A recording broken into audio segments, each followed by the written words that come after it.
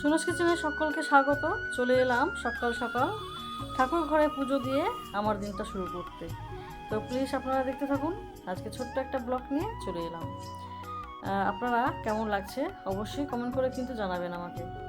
তো আমি সকাল সকাল পুজো দিলাম, দিয়ে একটু সকালের আবহাওয়াটাকে উপভোগ করে তারপর আমি নিজের কাজে চলে যাব।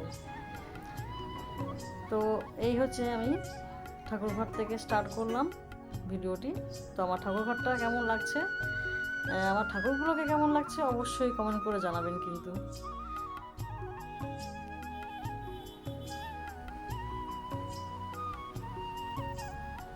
তো সকাল সকাল পুজো দিয়ে আমি চলে যাব রান্নাঘরে।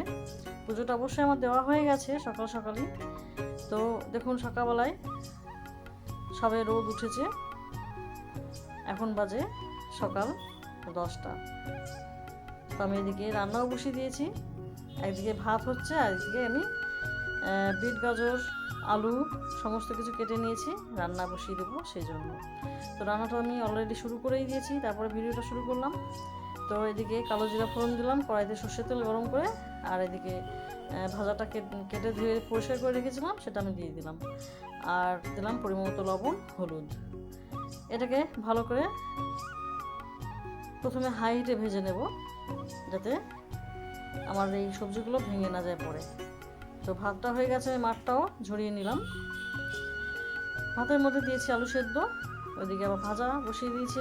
আবার এদিকে দেখুন ডিম ভরা ট্যাংরা মাছ। ও হেভি লাগে খেতে কিন্তু এই মাছগুলো, একদম পেটে ডিম ভর্তি মাছ, ট্যাংরা মাছ, আর সাইজে বেশ ভালোই বড় বড়। তো আজকে এই মাছের ঝোলটা রান্না করব আমি।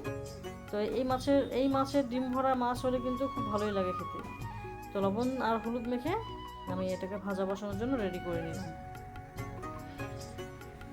তো অবশ্যই একটু সাবধানে ভাজতে হবে মাছটাকে, এই মাছ কিন্তু ফাটে। তো এদিকে মাছ ভাজাটাও একটু নাড়া বসিয়ে দিলাম, মানে নাড়া দিয়ে দিলাম, আর দিলাম চেরা কাঁচা লঙ্কা। এবার একটু গ্যাসটাকে কমিয়ে দিয়ে হালকা ধিমে আঁচে ভাজতে হবে ধীরে ধীরে। আর ওইদিকে আমি মাছটাও ভাজা বসিয়ে দেবো, তাই সর্ষের তেল দিয়ে গরম করে নেব তেলটাকে। তেলের মধ্যে অবশ্যই একটু হলুদ ছিটিয়ে দিলে মাছটা একটু কম ফাটে, তাই আমি হলুদ ছিটিয়ে দিলাম। এবার আমি একে একে মাছ দেবো এর মধ্যে।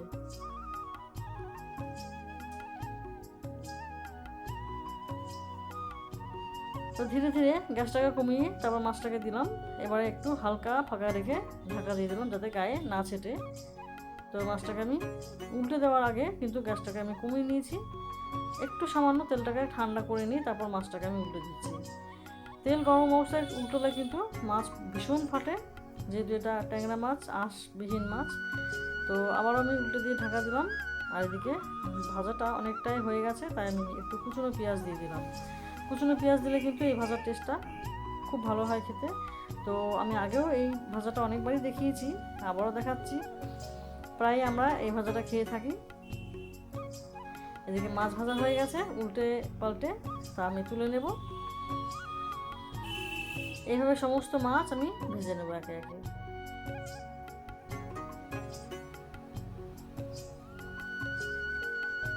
আবার একটু কড়াইতে তেল দেবো, তারপরে আমি আবার বাকি মাছগুলোকে ভেজে নেব।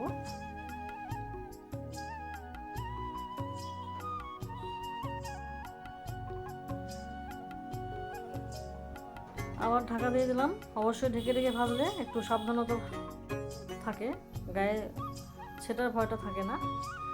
তো ভেজে আবার তুলে নিলাম মাছগুলোকে। এবারে এই মাছের ঝোলটা আমি রান্না করব। তো আপনারা দেখতে থাকুন এই মাছের ঝোলটা আমি কীভাবে রান্না করছি।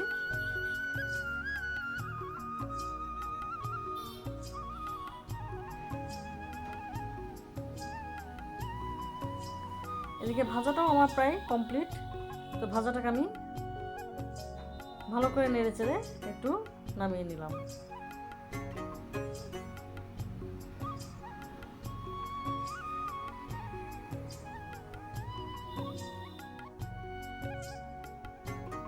কড়াই ভালো করে একটু পরিষ্কার করে নিয়ে তারপর আবার তেল দিলাম, সর্ষের তেল দিলাম, কালো জিরা ফোড়ন, আর ধনে, জিরে, শুকনো লঙ্কা একসাথে বাটা, সেটাই আমি দিয়ে দিলাম। তো এই মশলাটাই আমি ইউজ করি বেশিরভাগ রান্নাতেই।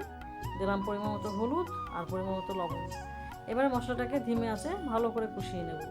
যত ভালো কষা হবে ততই ভালো টেস্ট হবে। তো কষানো হয়ে গেছে, আমি দিলাম জল। তো এই মাছ মেখেছিলাম সেই গামলাতে আমি জলটা দিয়েছি, তাই জলের রং হলুদ।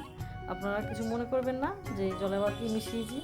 তো মাছ ভাজা মাখা গামলাতেই আমি জল নিয়ে সেটা দিয়ে দিলাম। তো ঝোল ফুটে গেছে, মাছগুলোকে আমি দিয়ে দিলাম। মাছগুলোকে দেওয়ার পরে ফুটিয়ে নিলাম বেশ কিছুক্ষণ। এবার আমি নামিয়ে নেব মাছের ঝোলটাকে। তো আমার মাছের ঝোলটা কমপ্লিট। এরকম ঝোল অবস্থায় নামাতে হবে। তো দেখুন, খেতে কিন্তু এইরকম খুব ভালো লাগে। আপনারা অবশ্যই বাড়িতে ট্রাই করে দেখবেন। তো ভিডিওটি আর বড় করছি না, এখানেই আমি শেষ করছি। আপনারা ভালো থাকবেন, সুস্থ থাকবেন।